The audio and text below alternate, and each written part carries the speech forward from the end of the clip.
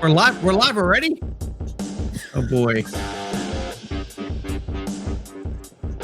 What's going on, everybody? We are live. Robert, it's the last day of August. It's 8:31. It's Thursday, and you are watching the Daily AI Show live. Today we got the whole crew with us, which is fantastic. Second day in a row where we've got all 7 on the screen, which is awesome. And today I think we're all equally excited, or maybe not equally, but we're all excited to talk about this topic, which is generally just AI in education. What is currently going on? What are we aware of in our lives? Some of us have kids, some of us don't, but even if not, where is it as far as post-secondary education? Who are the major players? All of the above is sort of what's on the docket for today. So I have a few companies that I think are pretty cool. I'm happy to share those and talk about them, but does anybody have like a hot button they want to jump on this right away, or we can just open it up? I'll start just by saying, let's provide some, framework for the discussion. There's AI for teachers to assist them in delivering their work. There's AI for students, and they're already adopting Chat GPT in many ways, as we know. There's some issues around that could be discussed. And then there's this whole field, I think, called intelligent tutors. Khan Academy and Khanmigo bot is a very interesting new direction for that. So let's talk about all those. And there's one more category, which is the ethics behind it, or the policies behind use and non-use, and the arguments or the camps that each side are on, which is interesting, right? So use cases, but also the policy about using them in education. Yeah. I also want to jump in and say there is also use case for the support system. So administration and just getting students to where they need to go to. Yeah, and I think Carl, even you mentioned yesterday, but I think it was after the call, after the show. By the way, guys, sometimes we think some of the most amazing stuff happens after we hit and record, and so we've always said we need to have a show after show. So we'll maybe someday we'll do that. But Carl, I remember you saying like, man, like we were talking about getting excited for today in education. You're like, I think this is going to have to be broken up into multiple segments, and that may be the case. I think just what you just said, Andy, alone, we're probably talking about 3 or 4 or 5 different 30-minute discussions on this. But maybe today what we can do is we can just like crack the door open just a little bit, and then in future shows we can certainly dive in to different areas to it. So I don't know, maybe one of the best. Jump in with a quick one to get started. Yeah, please. So I just I suppose when you start to talk about students using AI, for example, there's lots of this, it's cheating and all that sort of stuff. But I'm old enough to remember going to school when you weren't allowed to use a calculator in your mathematics exams in like high school and probably primary school. And then you got to the point where people would start using calculators, and then we had scientific calculators and programmable calculators. And I'm too old now. I don't know what they do nowadays. But at some stage, everyone said calculators are terrible. It will destroy people's minds. They won't be able to do maths anymore, et cetera, et cetera, et cetera. Well, we've gone past that. I suspect to some extent that may be how the whole AI and education thing may go over time. Well, let me also say that the AI is disrupting employment broadly.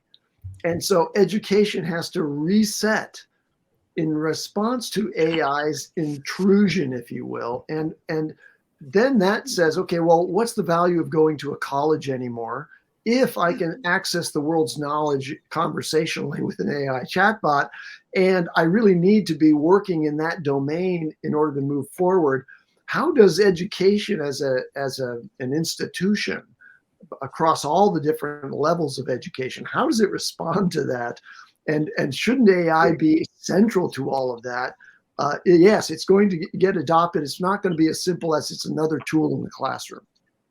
There's one thing too that it's a very small rant of mine. The past, I don't know how many years, decades, we've been teaching students, primary, secondary, post-secondary,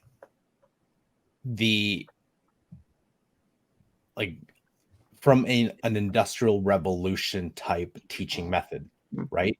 So to be able to, we haven't switched.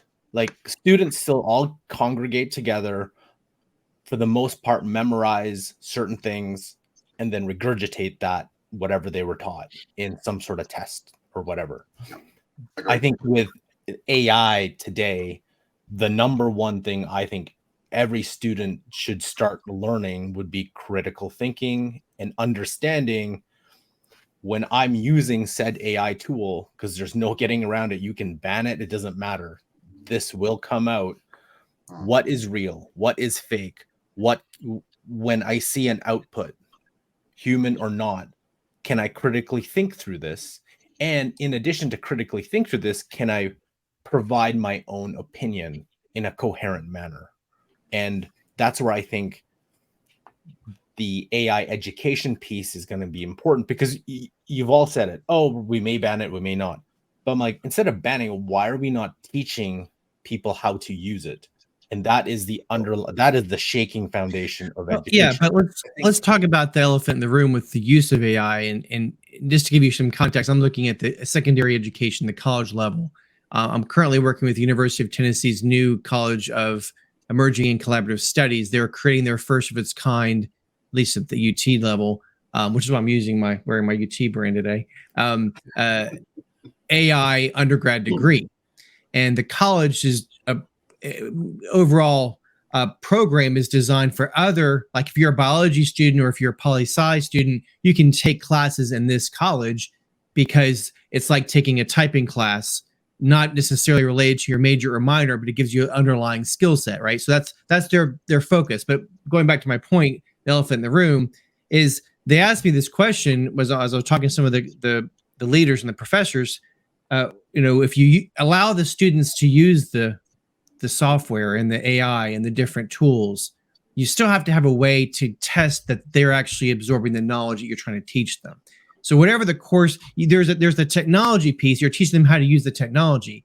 But if they're using the technology to double down or upscale their output, like their papers are tons better, which is great, but then you have to find a way, you have to have a way to test them on their ability to absorb that regurgitated content that you say it that way. I see it just understanding and knowledge and principles and concepts. And so that's what college is designed to do. My daughter goes to a classical education format, which is they go rhetoric, and then they go through different stages where you're actually producing the content. First, you learn the basics, then you learn how to think, right? So in the college level, we really have to find a way that how are they using AI, and then how can we somehow figure out how to test them on the knowledge base? That's where I think the biggest challenge is going to be. What do y'all think? Yeah, I think you. Go ahead, Beth. I don't have kids. I have friends who are teachers. And I came up during a time when you paid somebody to type your paper, right? Right. Mm-hmm.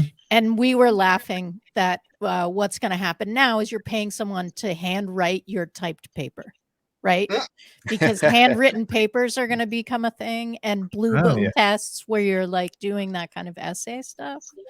But that proves that someone has written it themselves, but it doesn't actually get to their ability to use the information or the skills that they developed or any of those things that you want them to have when they leave college, right? Well, so I think that's kind of like, sounds like to me, just listening to y'all, it's what you're hitting around, which is, Carl, you're saying, look, it's like, I agree with you. The idea of banning it is ridiculous. And in fact, Anne Murray was here. She was talking about this. I remember her writing a post about this. Thanks, Anne, for putting this in, because I'll put a couple of them on here. But she's talking about this, I think, in a LinkedIn post, and was talking about this video that somebody did. But basically, you have this college professor that's saying they don't care about their success, and that there'd be natural consequences. I don't even know what that means. But and then she was talking about how one of the children had a video of this, and she's like, meanwhile, U of M is giving everybody the tools. Now, I will tell you, one of the people, thank you, Anne, by the way. And if you're not checking out Anne here, I'll put her name back up too, because if you're not checking out what Anne's doing on LinkedIn, I highly recommend you go and check her out for sure. one of the early people I saw, probably January or something, maybe even a little bit earlier on TikTok, was this teacher. I wish I could remember her name because I loved her videos, but she was a high school teacher and she was an early adopter of using AI. And what I loved was, it was kind of in what you were saying, Carl, about critical thinking skills, which I 1,000% agree with. That's where the real effort should be. And so she said, look, it makes no sense to say, by the way, there's this amazing tool, there's this new calculator, and it does math for you. In this case, it's amazing writing tool, and it will write probably better than you can this amazing paper. Okay, now what?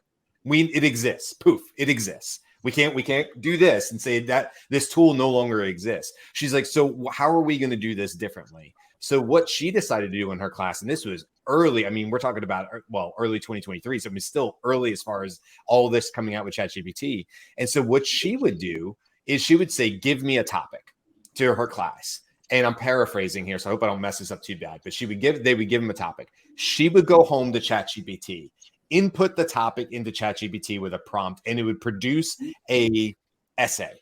She would bring the essays back to class and say, this is what Chat GPT created for you. Go on in there, use your critical thinking skills, and tell me where it should be corrected. Tell me where it should be adjusted, where you feel like you could add in more of your experience to it, and write your notes down and whatever. I will take all of this back. She went back home and made the edits and brought it back and reiterated the system. And what I believe that she was doing was she was saying, here's this amazing tool. And instead of running the other way from it, I'm going to use it to teach my kids how to be better critical thinkers. And I was so floored and so amazed by her willingness to just accept something that she saw coming. And as a teacher, it was obvious to her that this was going to be something that was going to be a huge, huge part of the future of education. And she immediately started thinking about, how do I make this to help kids learn more? How do I make this so the kids have better chances and all this stuff? I thought, that's teaching, to your point, Beth, that's teaching children how to be prepared for the future, not covering our eyes and say, pretend it doesn't exist. Or the professor saying, Brian, as brilliant as that sounds, the first thing that jumps out in that brilliant example is equity in education. That's a shining star of a teacher. But oh my gosh, how many educators, how many teachers and professors aren't going to take that leap, aren't going to learn themselves enough to do that? Whoa.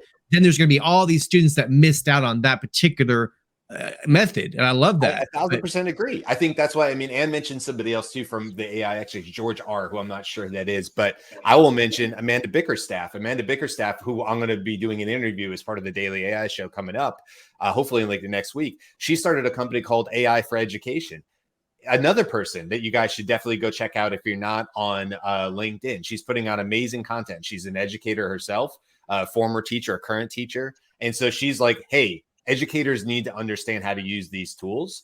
And I agree with you, Robert. Like, you're right. If we're not careful, and what this teacher, by the way, did was she took out the element of you have a computer that's capable of doing this at home, because as we know through COVID, so many students got left behind because they didn't have the resources at home, the proper level of, internet or whatever the case is, in order to be able to stay where the other children. And so you had this huge gap in education levels as we have right now, but it became even worse. So what I loved about her, what was the person you said AI for Education? What was her name? Her name's Amanda Bickerstaff, Bickerstaff. It's Bickerstaff. And so just quickly, Brian, I can't remember if it was Carl or Andy who said this. I think for me, I love the idea of what she did. I think what it introduces for me is that is a really good way to get people to start thinking critically. It's embracing the tools, but it's literally forcing them to do that. So we've got the answer, quote unquote, from Chat GPT or its future cousin. That's great, but what do we do with it? How do we learn something valuable from it? And I think if we move education beyond the memorizing and regurgitating into more, certainly critical thinking skills, which we all agree, I think is going to be vital moving forward. It's already vital now, but we're not getting to stop being taught. I think that's a really good way to approach it. And I think that's going to get a better result. And if it proves to be worked, that's the kind of thing that, education departments can start literally rolling out across all of their teachers. I've got multiple teachers in my family, so I'm familiar with. In fact, I've even been taught by a relative, which is a bit weird.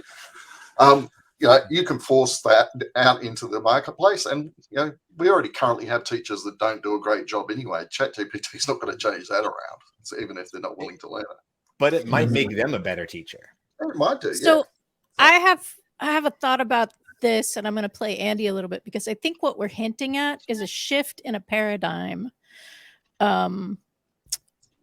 Because AI is changing so quickly, that we're moving into a more collaborative, and I'll be upfront, this is like sort of the core of my consulting vision. We're moving into a more collaborative, like, let's learn together kind of situation, so that the teacher doesn't have to be the expert, which would be one of those things, Robert, that holds people back, right? Like, I don't want to spend the next whatever trying to do this.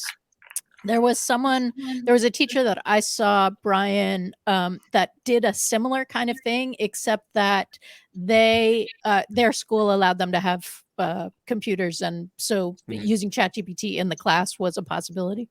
Maybe they were the computer teacher, but they were asked to create a series of prompts, right, to like systemize what you needed to do in order to get this relationship with ChatGPT, and they collaborated on it, right? Like, how was your thing? Okay, so this person added this thing, and as a class, they came together and learned, right? Which is a hell of a skill. Oh my God. Yeah. Can you imagine? I mean, learning how to work with people and have disagreements and, by the way all of life works. Boys will never go for it. So there's still the need. And the teacher was just like the teacher was the facilitator of the learning process. Yeah. Regardless of the delivery method, there is a need, as Robert was pointing out, to assess the acquisition of knowledge and critical thinking skills and try to do that.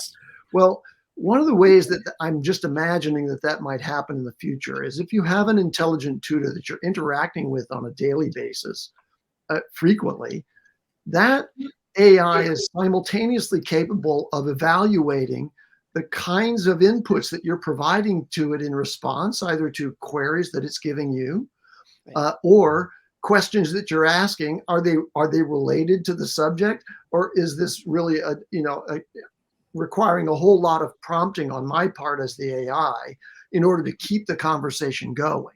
Am I engaging intellectually with this person? The AI can assess that and record it, so that you might not need to do a final test. In effect, you would just go and the AI would summarize the entire Aristotelian dialogue that had happened between the AI and the user.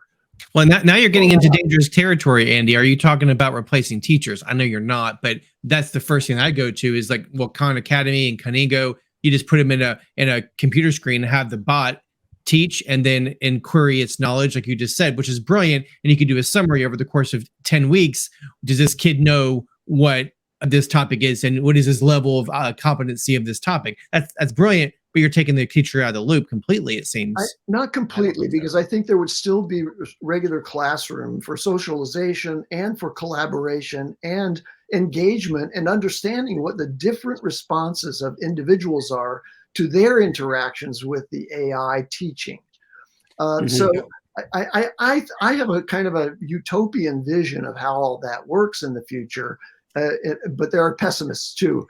Go. No, I don't want to say pushback. I think this is Robert's thing, but like I want to. No, I absolutely do not believe teachers are in danger. If anything, we need teachers now more than ever with AI. And my reason for that is, my friend in long-term, I've known him for several years, Evan Erberg. He runs the company Proximity Learning, and they do live virtual teaching. So if you can imagine, you have schools around the country who have never been able to, or have not been able to get a Spanish teacher for 3 years in their school for all sorts of reasons, where they are low, the economic situation, whatever the case is. And they put a virtual teacher who's there every day, but they are on a screen. And then there's also somebody in the classroom.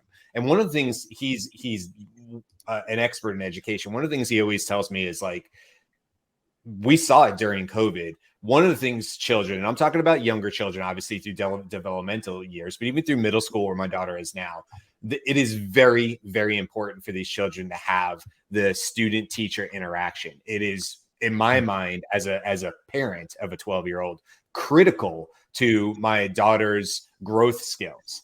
However, something like a Khanmigo, yeah, I think it's pretty damn cool that my daughter, to your point, Andy, could be having a conversation with Khanmigo in math, and the damn system knows when she gets to cultural events and civics that happened. It has a memory of that, and it brings it back up to her to help her bridge the gap between the two.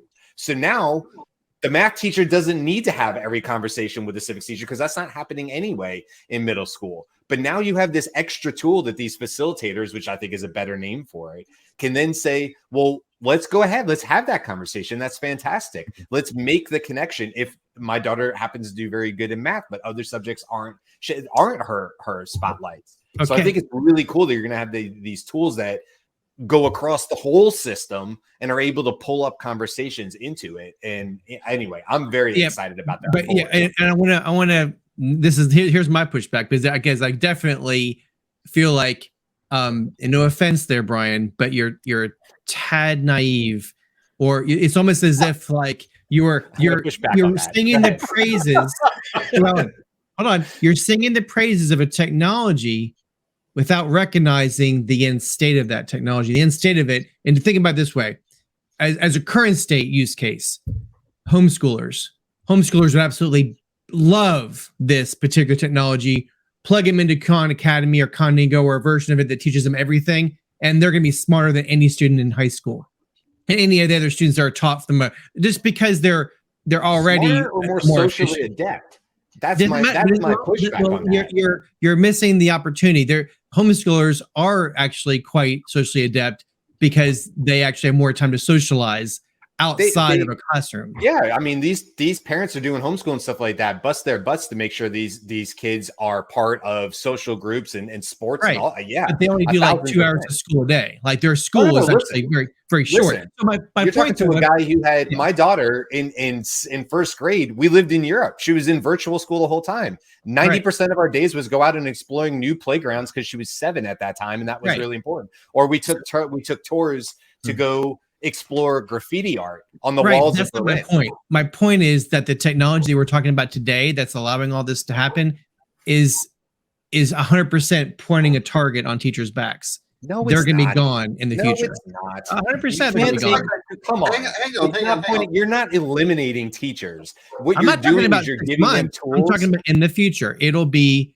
eliminated. It'll be so much more sophisticated. You'll have a virtual teacher, and she'll be able to teach kids on all different levels. It'll start with the homeschool community, and unless you're building a robot that gives really good hugs, you can't convince me that. I want to add another dimension to this, which is right now schools do a lot of daycare.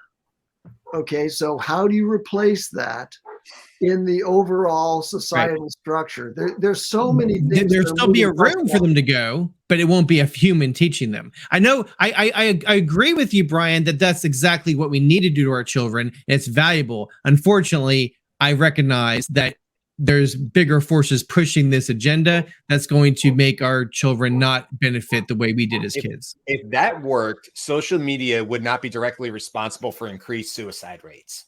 We know for a fact that we have more people that are more lonely and feel disconnected, despite the fact that we have tools that connect them more than ever before. Yeah, we know this is a human condition. You're making the case that this is a very touchy and there's societal damage by doing this route. I agree with you 100%, but I'm also recognizing it's a freight train that we can't stop. It's like AGI. We're not going to be able to stop it. When it actually happens, I don't know, but the genie's out of the bottle in education and AI usage. And unfortunately, our children are already suffering because of social media. We're already suffering because of these things that you're mentioning. And I agree, but unfortunately, the genie's out of the bottle. That's my speaking of genies. The reality is that AI is going to put a lot of people out of job anyway. Teachers are just probably going to be one of those categories that eventually it may happen to. I don't like it. I don't think any of us like it or are positive about it, but I think it's a reality that will happen at some stage for a lot of occupations. I want to share a tool now for our listeners that just hit the newsletters yesterday, and I tried it this morning, and I'm amazed. So this is in the stream of advancement of intelligent tutors, and it's called Bloombot. And I encourage you to try it. Bloombot is very impressive in terms of its ability to tutor you in any domain of knowledge that you like. I just practiced with one little thing. I asked it for, okay, what's the range of topics that we might be discussing around this? Boom, it lays out a beautiful taxonomy of all the different elements of that particular subject area. And it was nicely conversational on a level, I think, with Pi. So Pi is another sort of a personal tutor kind of thing. You can ask it to teach you things, and it's conversational, and it's also enabled with voice in their mobile app. So you don't have to type.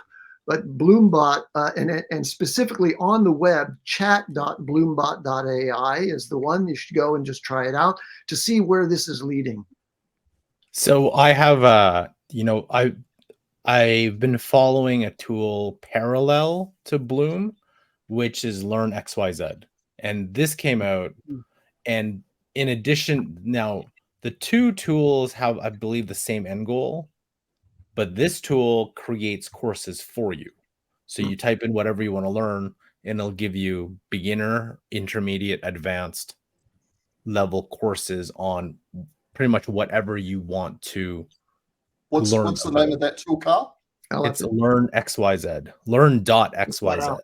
Okay. Yeah. So I think and so what's fascinating about Bloom, what's fascinating about that is the people who love to learn, who love to continuously learn, there are new avenues to be able to do this that I think, because for me, I love continuous learning. So this is the type of stuff I just eat up because I always want to consume, like, how are different ways to learn. Ever seen pip decks? Love those things too. So, but these are the kind of things from an education, maybe not just talking about education as in secondary, post-secondary, elementary, but more of like, hey, but how about adult education? How are we looking at educating as we go through our careers and beyond, even through retirement?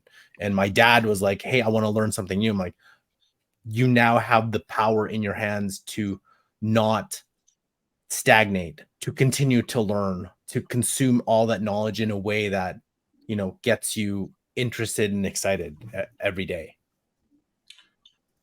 Jimmy, yeah. I wanted to just slightly move to a separate topic, or just expand on what we've already talked about, is not so much in the classroom, but the education system as a whole, right? We've kind of talked about that as like we're going to see some, we need some quick adaptations. We need to restructure some things, focus on what the key points are. And that example that Brian mentioned about that one teacher creating her lesson plan all around critical thinking and how to analyze, whatever the particular subject was. That's fantastic. And I really encourage her, if she isn't already, using platforms like whatever LMS is for her school, or whatever she's tied into, like Blackboard, Schoology, or anything like that, but also use like Teachers Pay Teachers. I've worked with them just a little bit on the fringe, but they're an excellent platform on other teachers creating materials so that other teachers can take advantage of it, so that we can have that dissemination of that information. So there's more of an opportunity to where we can get more of that educational equality there. So I want to mention another tool that's related to what you're talking about, Junmi, which is Juji. Juji.io, I think, is the extension. You got to know whether it's SO or IO or AI. Maybe it's Juji.ai. I'm not sure. Somebody check that out. But Juji has gotten traction with a number of major universities, and it offers a tool that's no code to the instructors and professors that allows them to create chatbots, basically, that are, they describe it as cognitive AI assistants, and it's quite impressive. It's been around much longer than these others that are emerging, and is actually a complete system that can be used in the educational academic environment. What is it powered by? GPT? I don't know. That's a good question. That's another one. It was available before Chat GPT came out, so it was conversational. So, but it's probably driven by an OpenAI earlier model. I don't know. I want to make sure I share some of the ones that we've mentioned. I mean, Carl, you mentioned learning or learn.xyz or Z. Yep, but I'm going to say Z. So we can use that for another topic for another day, but it's probably Z. I know. Aaron was going to come back on that too.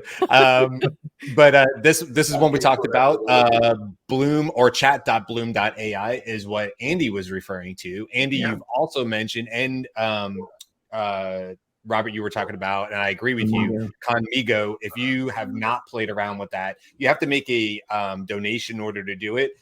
If you are definitely a homeschooling parent / teacher or just teacher, I highly recommend going in and playing around with this. You may even be able to get free access. I'm not quite sure how that all works out.